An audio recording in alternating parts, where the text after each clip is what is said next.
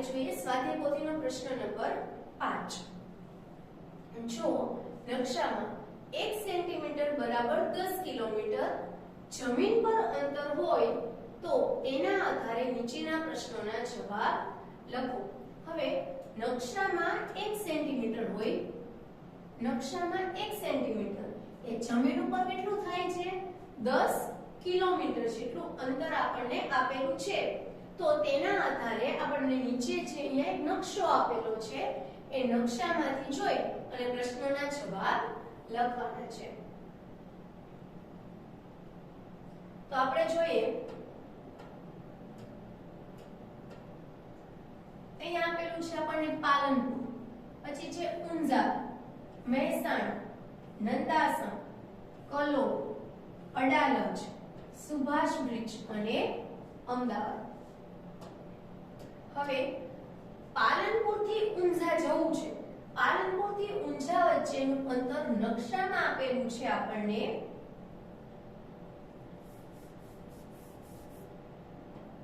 પાલનપુર થી ઊંઝા વચ્ચેનું નકશામાં અંતર આપણને 5 સેન્ટીમીટર આપ્યું છે. પછી ઊંઝા થી મહેસાણા નકશામાં અંતર 20 સેન્ટીમીટર આપ્યું છે. મહેસાણા થી નંદાસણ નકશામાં 2.5 સેન્ટીમીટર આપ્યું છે. નંદાસણ થી કલોલ 2 સેન્ટીમીટર શેમાં? નકશામાં આપેલું છે. કલોલ થી અડાલજ 1.5 સેન્ટીમીટર શેમાં આપેલું છે? નકશા ઉપર. અડાલજ થી Subhash bridge 1 centimetre. Subhash bridge થી અમદાવાદ 1 સેન્ટીમીટર. હવે આપણને આ બધા સેન્ટીમીટરમાં જે માપ આપેલા છે એ બધા નકશા ઉપરના માપ છે. હવે આ માપને આપણે હકીકતમાં વાસ્તવિકમાં જમીન ઉપર કેટલું માપ થાય છે એ શોધવું છે. તો આપણને એક પ્રમાણ માપ આપેલું હતું અહીંયા ઉપર રકમમાં કે 1 સેમી બરાબર 10 કિલોમીટર આવું આપેલું હતું. તો પાલનપુર થી ઊંઝા વચ્ચેનું જમીન ઉપરનું એટલે કે વાસ્તવિક અંતર કેટલું થશે? 5 ગુણ્યા 10 કરીએ એટલું થશે 50 કિલોમીટર. એ જ રીતે મહેસાણા થી ઊંઝા થી મહેસાણાનું 2 સેન્ટીમીટર છે એટલે 20 કિલોમીટર. મહેસાણા થી નંદાસણ 2.5 સેમી છે એટલે 25 કિલોમીટર. નંદાસણ થી કલોલ 2 સેમી છે એટલે 20 કિલોમીટર. પછી કલોલ થી અડાલજ 1.5 સેમી છે એટલે કે 15 કિલોમીટર. પછી અડાલજ થી સુભાષ બ્રિજ 1 સેમી છે એટલે કે 10 કિલોમીટર. અને સુભાષ બ્રિજ થી અમદાવાદ એ પણ 1 સેમી છે એટલે કેટલું થાય? 10 કિલોમીટર. તો અહીંયા આપણે નકશા ઉપર વાસ્તવિક અંતર પણ લખેલા છે અને એનું નકશા પરનું અંતર પણ લખેલું છે. હવે આના પરથી આપણે પ્રશ્નોના જવાબ આપવાના છે. તો જોઈએ પહેલો પ્રશ્ન છે પાલનપુર થી મહેસાણા વચ્ચેનું અંતર કેટલું થાય? હવે પાલનપુર થી મહેસાણા, પાલનપુર થી મહેસાણા ક્યાં આવ્યું? અહીંયા પાલનપુર અને અહીંયા મહેસાણા. તો પાલનપુર થી મહેસાણા વચ્ચેનું નકશા પર અંતર કેટલું થાય છે? 5 સેમી વત્તા 2 સેમી એટલે કેટલા થયા? કુલ 7 સેમી. પાલનપુર થી મહેસાણા વચ્ચેનું અંતર કેટલું છે? 7 સેન્ટીમીટર. તો હવે આપણે એને નકશા ઉપરનું અંતર મળી ગયું. હવે વાસ્તવિક અંતર શોધીએ એટલે કે 1 કિલોમીટર એટલે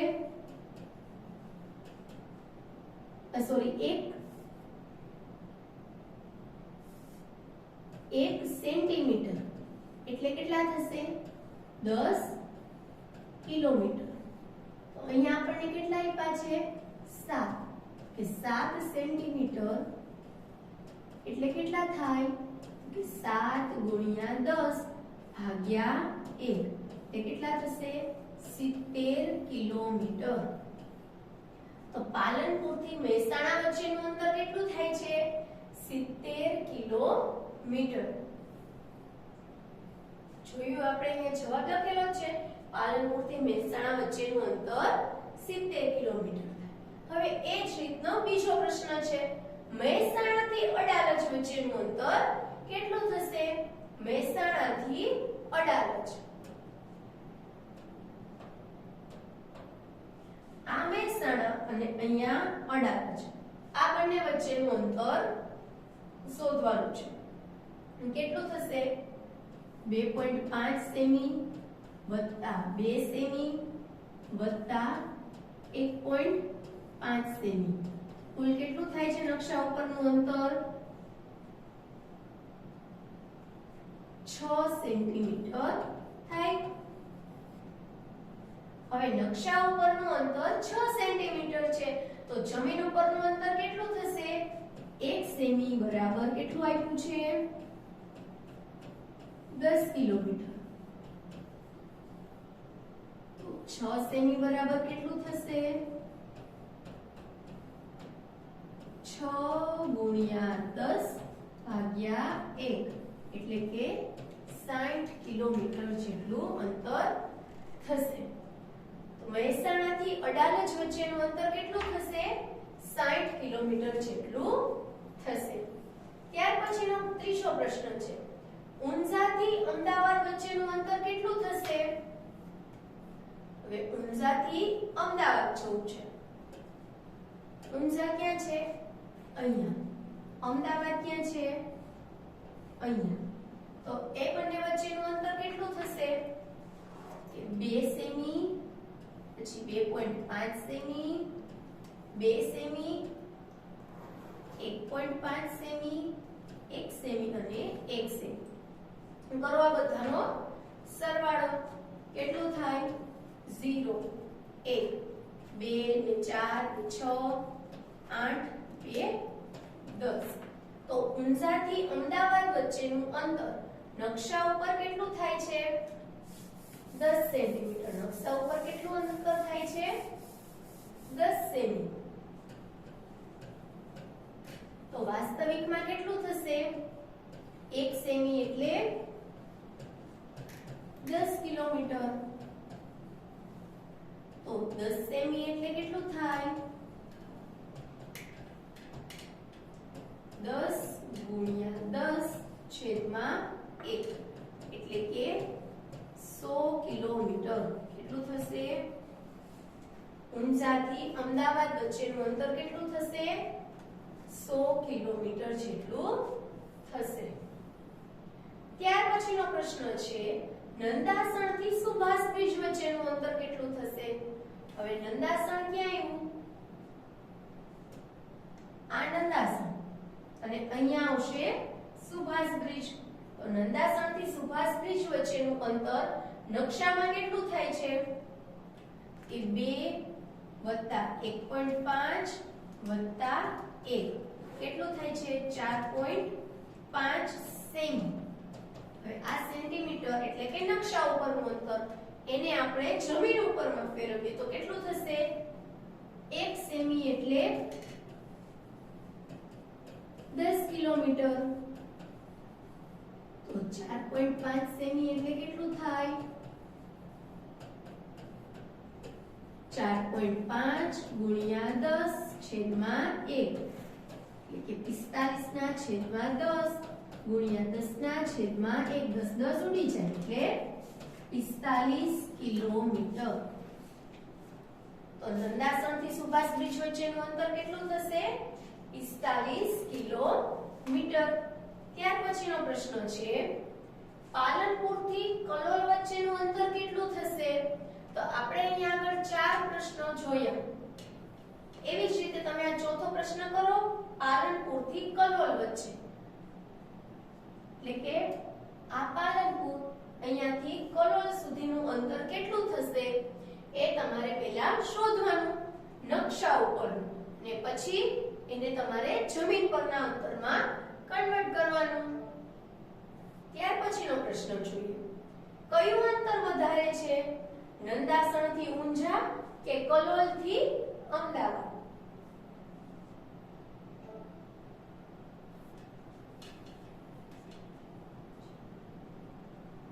હવે અહીંયા આપણને આપેલું છે બે આપેલા છે નંદાસણ થી ઊંઝા, એટલે કે આ નંદાસણ થી ઊંઝા કે કલોલ થી અમદાવાદ. આ બે માંથી કયું અંતર વધારે થશે? તો આપણે બંનેના અંતર શોધીએ. સૌથી પહેલા શોધીએ ઊંઝા થી નંદાસણ અથવા તો નંદાસણ થી ઊંઝા.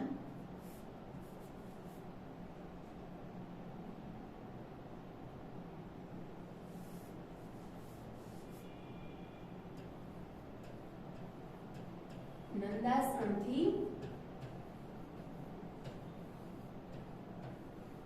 ઊંઝા કેટલું થાય છે? 2 + 2.5 એટલે કેટલું થાય? 4.5 સેમી. હવે આપણને ખબર છે 1 સેમી એટલે કેટલું થાય? 10 કિલોમીટર. શું કામ આવું થયું? તો કે પ્રમાણ માપ આપણને આપેલું છે એટલા માટે. તો આપણે હવે 4.5 સેમી કરીએ. 4.5 સેન્ટીમીટર બરાબર કેટલું થશે?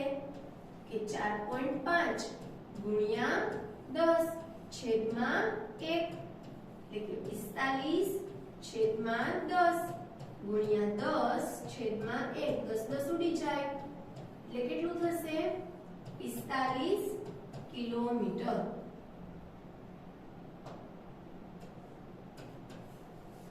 તો નંદાસણ થી ઊંઝા સુધીનું અંતર કેટલું છે? 45 કિલોમીટર. હવે આપણે કલોલ થી અમદાવાદ સુધીનું અંતર શોધીએ. તો કલોલ થી અમદાવાદ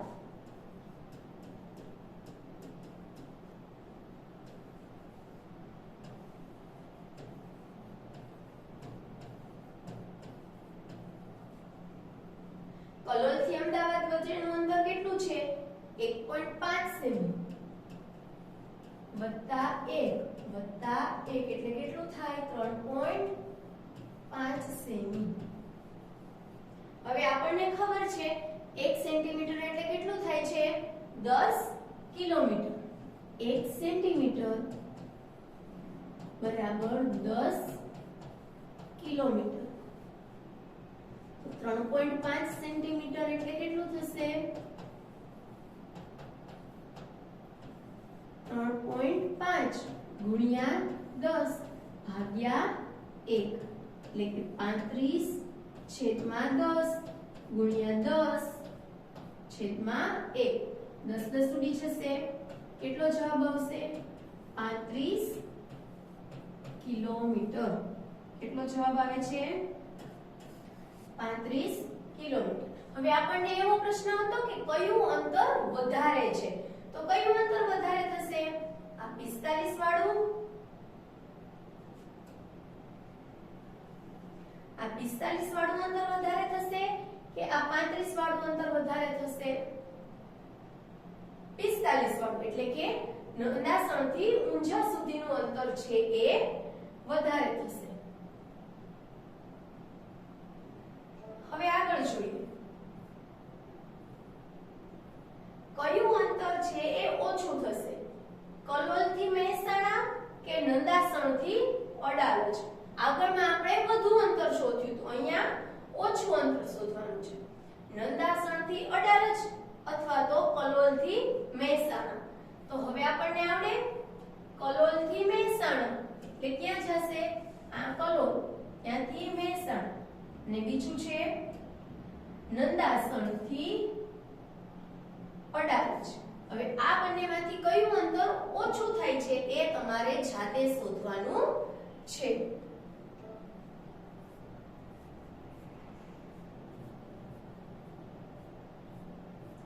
ત્યાર પછી જોઈએ આપણે પ્રશ્ન નંબર 8.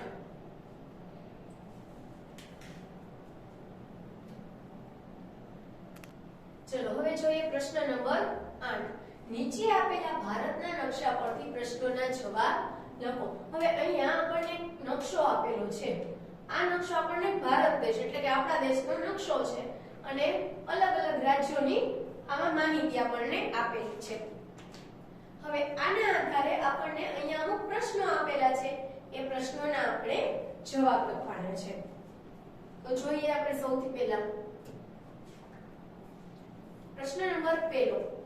ઉત્તરમાં સ્થિત 4 રાજ્યોના નામ જણાવો. હવે ઉત્તરમાં સ્થિત આપણે કોઈ પણ 4 રાજ્યોના નામ લખવાના છે. હવે જુઓ તો આમાંથી આપણે 4 રાજ્યોના નામ લખીએ. કયા કયા? જમ્મુ અને કાશ્મીર, પછી છે હિમાચલ પ્રદેશ, પછી ઉત્તર પ્રદેશ અને ઉત્તરાખંડ. આપણે અત્યારે આ 4 રાજ્યોના નામ લખેલા છે. કયા કયા? તો કે આ જમ્મુ કાશ્મીર, હિમાચલ પ્રદેશ, ઉત્તરાખંડ અને ઉત્તર પ્રદેશ. આ સિવાયના તમે કોઈ પણ રાજ્યો કે જે ઉત્તરમાં આવેલા હોય એવા રાજ્યોના તમે નામ લખી શકો છો. ત્યાર પછીનો બીજો પ્રશ્ન છે, દક્ષિણમાં સ્થિત 4 રાજ્યોના નામ લખો. હવે દક્ષિણમાં કયા કયા 4 રાજ્યો છે? કેરળ, તમિલનાડુ, પછી છે કર્ણાટક અને આંધ્રપ્રદેશ. આ 4 રાજ્યો છે એ દક્ષિણમાં સ્થિત છે. પછી છે પૂર્વમાં સ્થિત 4 રાજ્યોના નામ લખો. પૂર્વ દિશામાં આવેલા 4 રાજ્યોના નામ લખવાના છે. તો કયા કયા છે? એક અરુણાચલ પ્રદેશ, પછી અસમ, મણિપુર અને મિઝોરમ. આ 4 રાજ્યો છે ક્યાં આવેલા છે? પૂર્વ દિશામાં. પછી ચોથો પ્રશ્ન છે, ગુજરાતના પશ્ચિમમાં કોઈ રાજ્ય આવેલું છે? આ ગુજરાત એની પશ્ચિમ દિશા એટલે કે આ બાજુ.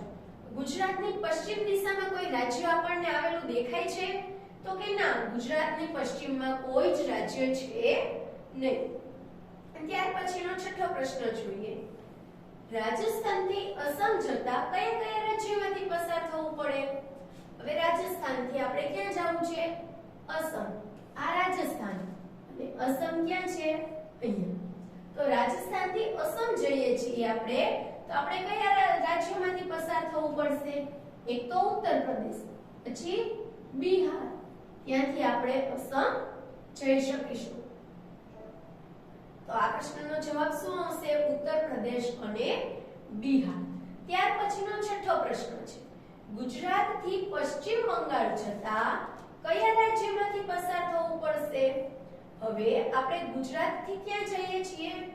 પશ્ચિમ બંગાળમાં. તો કયા કયા રાજ્યોમાંથી આપણે પસાર થશું? આ ગુજરાત અને આ પશ્ચિમ બંગાળ. ગુજરાતથી જઈએ છીએ, પહેલા આવશે મધ્યપ્રદેશ, ત્યાંથી આવશે છત્તીસગઢ, ત્યાંથી ઝારખંડ અને ત્યાંથી આપણે જશું પશ્ચિમ બંગાળ. આ પ્રશ્નનો જવાબ શું હશે? મધ્યપ્રદેશ, છત્તીસગઢ અને ઝારખંડ. અહીંયા શું જવાબમાં લખીશું? મધ્યપ્રદેશ, છત્તીસગઢ અને ઝારખંડ. ત્યાર પછી જોઈએ 7મો પ્રશ્ન, હિમાચલ પ્રદેશથી કર્ણાટક જતા કયા રાજ્યમાંથી પસાર થવું પડશે? હવે હિમાચલ પ્રદેશ ક્યાં છે? અહીંયા. ત્યાંથી ક્યાં જવું છે આપણે? કર્ણાટક.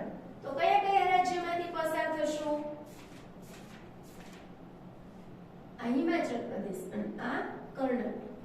તો ઉત્તરાખંડ, ઉત્તર પ્રદેશ, મધ્ય પ્રદેશ, મહારાષ્ટ્ર. ત્યાંથી ક્યાં જઈશું આપણે? કર્ણાટક. તો હિમાચલ પ્રદેશથી કર્ણાટક જવું હોય તો કયા કયા રાજ્યમાંથી પસાર થશું? તો ઉત્તરાખંડ, ઉત્તર પ્રદેશ, મધ્ય પ્રદેશ અને મહારાષ્ટ્ર. તો જવાબમાં કયા કયા 4 રાજ્યો લખીશું આપણે? ઉત્તરાખંડ, ઉત્તર પ્રદેશ, મધ્ય પ્રદેશ અને મહારાષ્ટ્ર. ત્યાર પછીનો 8મો પ્રશ્ન જોઈએ, અરુણાચલ પ્રદેશથી મહારાષ્ટ્ર જતા કયા રાજ્યમાંથી પસાર થવું પડશે? હવે અરુણાચલ પ્રદેશ ક્યાં છે? અહીંયા. ત્યાંથી ક્યાં જવું છે આપણે? મહારાષ્ટ્ર એટલે કે અહીંયા. તો આપણે કયા કયા રાજ્યમાંથી પસાર થવું પડશે?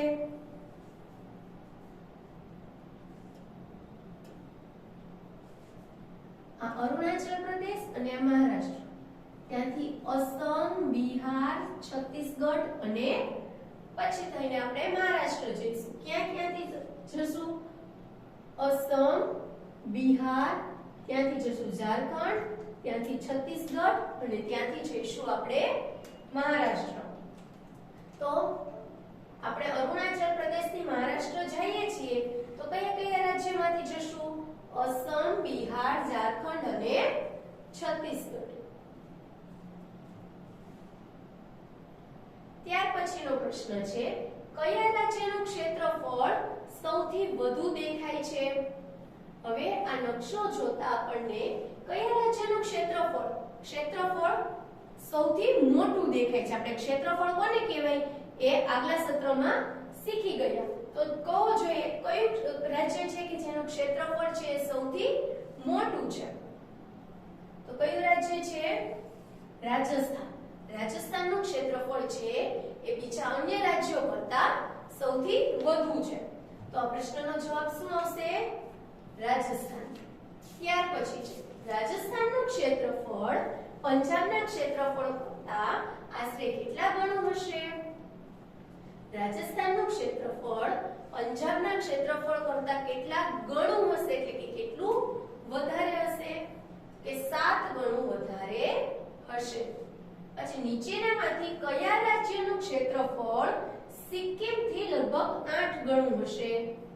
ઉત્તર પ્રદેશ, ત્રિપુરા, મહારાષ્ટ્ર અને હિમાચલ પ્રદેશ. સિક્કિમથી 8 ગણું. સિક્કિમનું ક્ષેત્રફળ કેટલું છે? સિક્કિમ કેવડું છે? આવું. એના કરતા 8 ગણું ક્ષેત્રફળ કોનું હશે? આપણને જે ઓપ્શન આપ્યા હતા એમાંથી ઓપ્શન કયા છે? ઉત્તર પ્રદેશ, ત્રિપુરા, મહારાષ્ટ્ર અને હિમાચલ પ્રદેશ. તો એનો જવાબ શું આવશે? હિમાચલ પ્રદેશ. અને ત્યાર પછીનો પ્રશ્ન છે નીચે શાળાને ઉપરથી જોતા તે શાળા કેવી દેખાશે? તેનો નકશો 1 અને શાળાના દરેક વર્ગખંડને ઉપરથી જોતા એ કેવા દેખાશે? તેનો નકશો 2 આપેલા છે. તો તેના પરથી પ્રશ્નોના જવાબ શોધવાના છે. હવે અહીંયા આ જે પહેલો નકશો છે આ નકશામાં સ્કૂલ ઉપરથી કેવી દેખાય છે? આપણી શાળા છે તો શાળા ઉપરથી જોતા આપણને કેવી દેખાય છે એ આપણને નકશા 1 માં દર્શાવેલું છે. અને નકશા 2 માં શું દર્શાવેલું છે? આપણો ક્લાસ. તો કે ક્લાસને આપણે ઉપરથી જોઈએ છીએ તો એ ક્લાસ કેવો દેખાય છે એ નકશા 2 માં દર્શાવેલું છે. અને નીચે આપણને અમુક પ્રશ્નો આપેલા છે તો આ પ્રશ્નોના જવાબ છે એ આપણે આ બંને નકશાને આધારે આપવાના છે. પહેલો પ્રશ્ન જોઈએ. નકશા 2 માં બ્લેક બોર્ડની એકદમ સામે શું છે? હવે નકશા 2 માં આપણે સૌથી પહેલા બ્લેક બોર્ડ જોઈએ. તો નકશા 2 માં બ્લેક બોર્ડ ક્યાં છે? અહીંયા.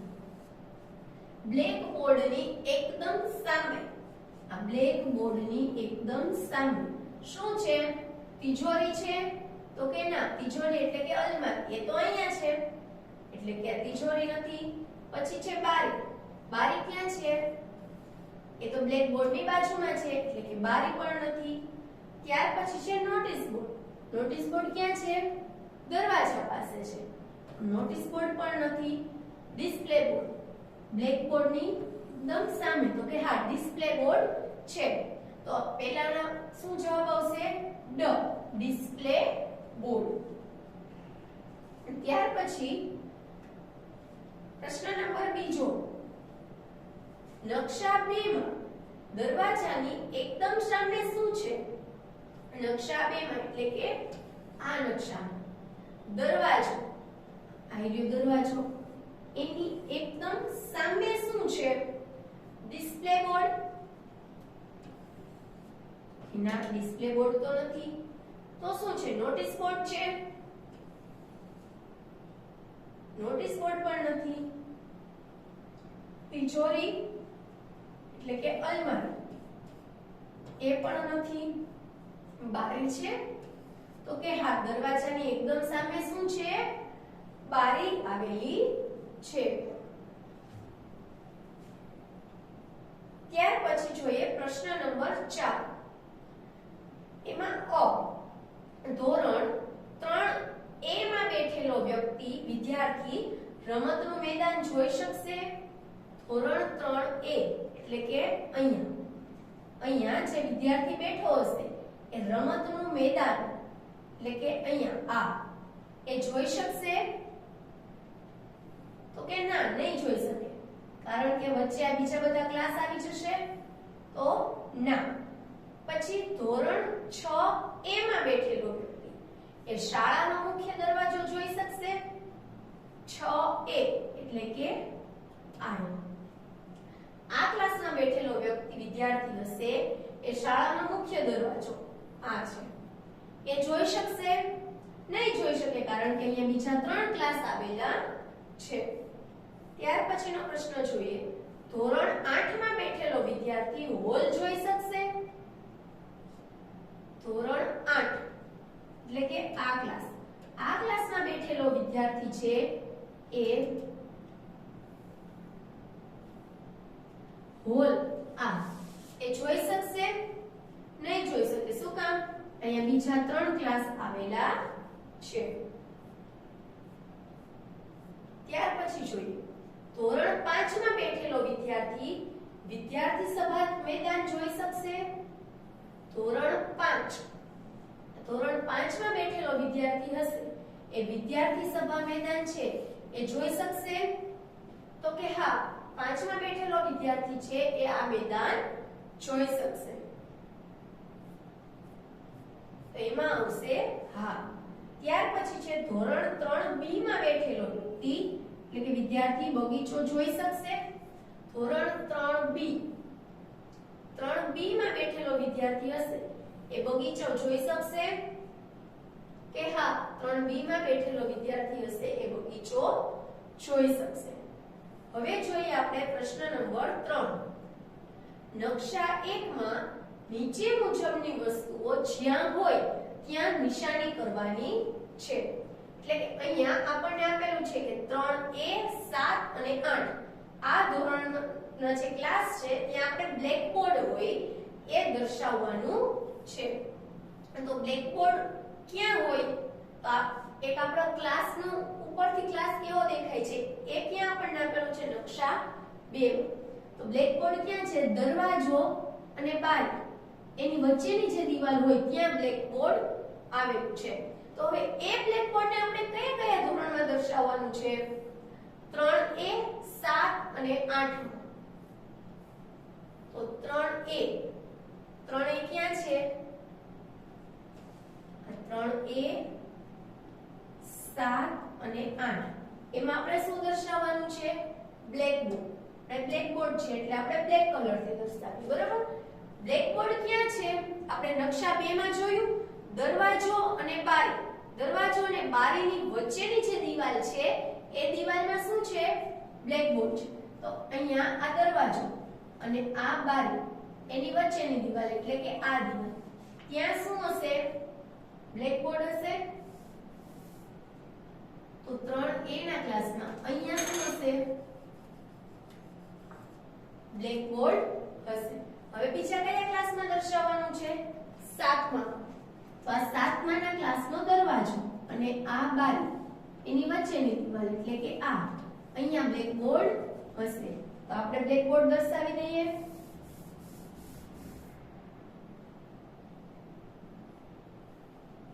આ બ્લેક બોર્ડ 7માં ના ક્લાસમાં. ત્યાર પછી 8માં ના ક્લાસમાં જોઈએ. આ દરવાજો, આ બારી એટલે કે આ દીવાલે હશે બ્લેક બોર્ડ. તો આ શું થયું? ધોરણ 3A 7 અને 8 આ 3 ક્લાસમાં આપણે બ્લેક બોર્ડ દર્શાવ્યું. હવે આપણને બીજું શું દર્શાવવાનું કીધું છે? ધોરણ 4 2 અને 10 એમાં આપણે તિજોરી દર્શાવવાની છે. ધોરણ 4 2 અને 10 માં તિજોરી ક્યાં છે? બારીની બાજુમાં. અલમારી એટલે તિજોરી. બારીની બાજુમાં છે તિજોરી છે. કયા ક્લાસમાં દર્શાવવાની છે? 4 2 અને 10.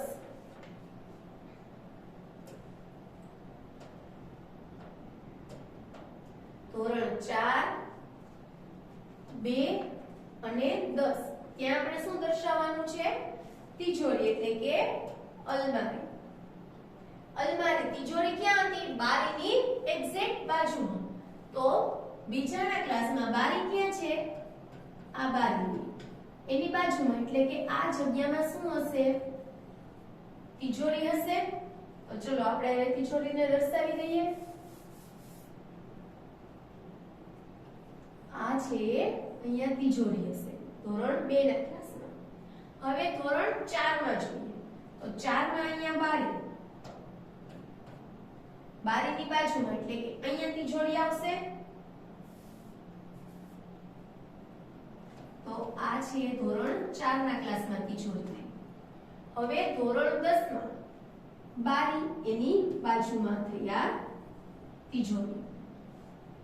તો આપણે ધોરણ 2, ધોરણ 4 અને ધોરણ 10 આ ત્રણ ક્લાસમાં શું દર્શાવ્યું? તિજોરી. આની પહેલા શું દર્શાવ્યું હતું? બ્લેકબોર્ડ. હવે આપણે આગળ જોઈએ. ધોરણ 3B, 5 અને 6B એમાં શું દર્શાવવાનું છે? Notice board. તો નોટિસ બોર્ડ ક્યાં છે જોઈ લઈએ. દરવાજાની બાજુની દિવાલમાં શું છે? Notice board.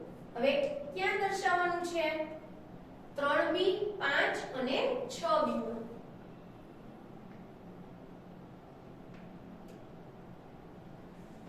B 5 અને 6B ત્યાં શું દર્શાવવાનું છે? Notice board. નોટિસ બોર્ડ ક્યાં છે? દરવાજાની બાજુમાં. તો દરવાજાની બાજુમાં એટલે કે આ દરવાજો એની બાજુમાં શું દર્શાવવાનું છે? Notice board. આ થયું આપણું નોટિસ બોર્ડ ધોરણ 3B માં. હવે ધોરણ 5 માં આ દરવાજો છે, આ એની બાજુમાં નોટિસ બોર્ડ.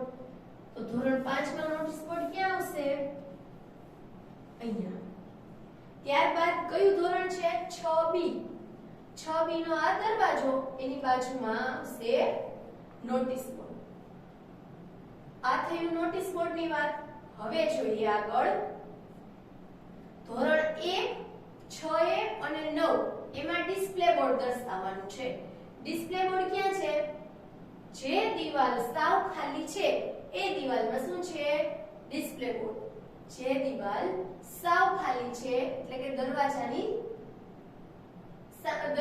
દિવાલે શું છે? બ્લેકબોર્ડ. બ્લેકબોર્ડની સામેની દિવાલે ડિસ્પ્લે બોર્ડ. કયા ધોરણમાં દર્શાવવાનું છે? 1, 6A અને 9 માં. ધોરણ 1, 6A અને ધોરણ 9 માં શું દર્શાવવાનું છે?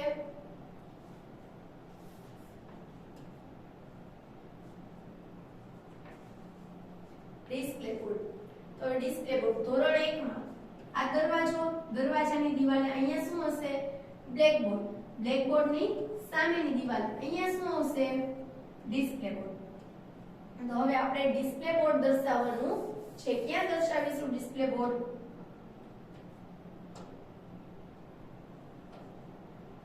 આ રહ્યું આપણું ડિસ્પ્લે બોર્ડ.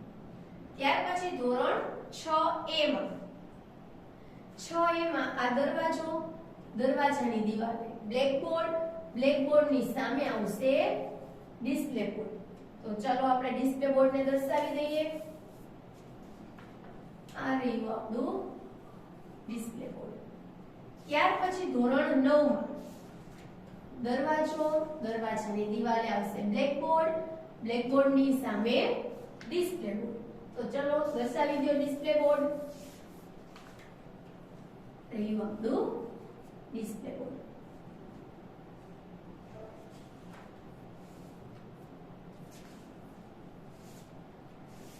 તો અહીંયા આપણું પ્રકરણ નંબર 8 છે એ પૂર્ણ થાય છે. આવતા વિડિયોમાં આપણે નવા પ્રકરણનો અભ્યાસ કરીશું. જય શ્રી કૃષ્ણ. હરિ ઓમ.